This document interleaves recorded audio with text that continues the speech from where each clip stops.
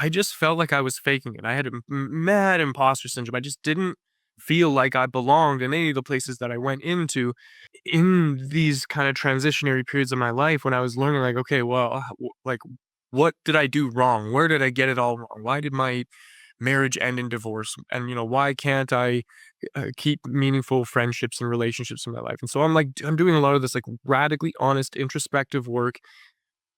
And I just stumble upon this realization that everybody is faking it. Everybody is pretending to be something, and some of them do it really, really well, and some of them are doing it and they don't know that they're doing it. Some of them are doing it and just won't admit that they're doing it. But for the most part, everybody is just winging it. They're making it up as they go, they're faking it, and their ego is protecting them by making them believe that what they're up to is true. But they all suffer from the same thing. They all have this same kind of imposter syndrome. Here's the story where I can tell you the light bulb turned on for me. So I'm single. It's been a few months.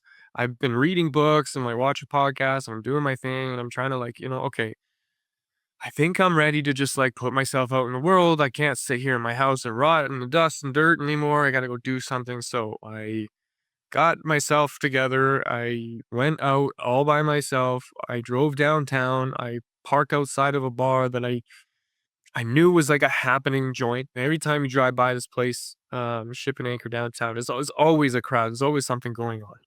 So I was like, okay, I'm gonna hang out there.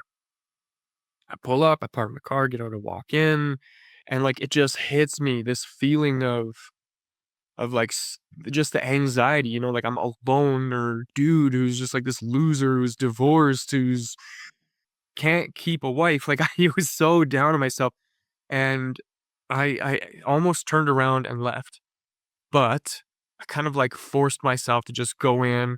It's too late. You've come this far. You have to keep going. So I go in, I sit down, I order a basket of fries and I order a beer, and I'm like in my head, and I'm like, you know, um, I'm like triggered to like pull my phone out and like go on my phone and just like sit there and like doom scroll by myself. But I was like thinking to myself, if I do that, there is 0 chance that any single person is going to even want to talk to me.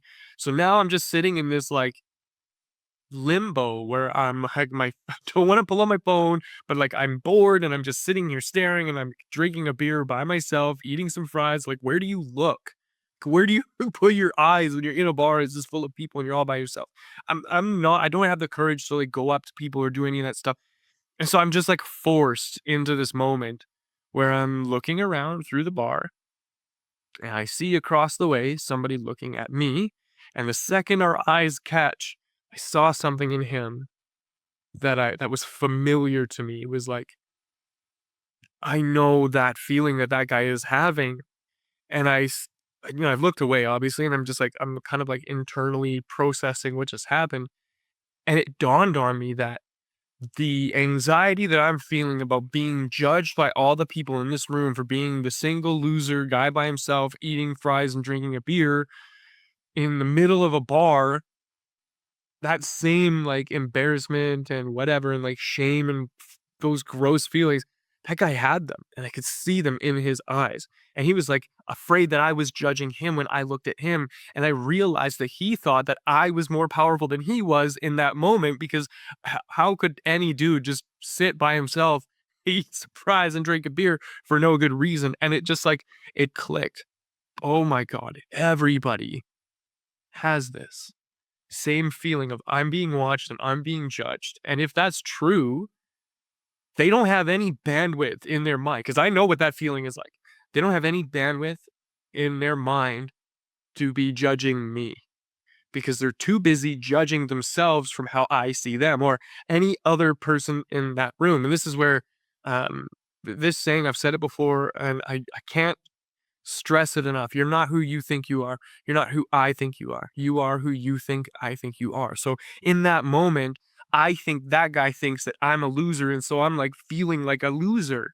And then when I realized that he is looking at me like I'm this like lone wolf, cool guy who's able to just go out by himself, have a good time, drink a beer, and eat some fries by himself, doesn't need nobody, that's how he sees me, and all of a sudden I'm powerful. All of a sudden I'm like full and rich and I can do anything. You know, I this like superpower unlocks in me and I'm excited about it.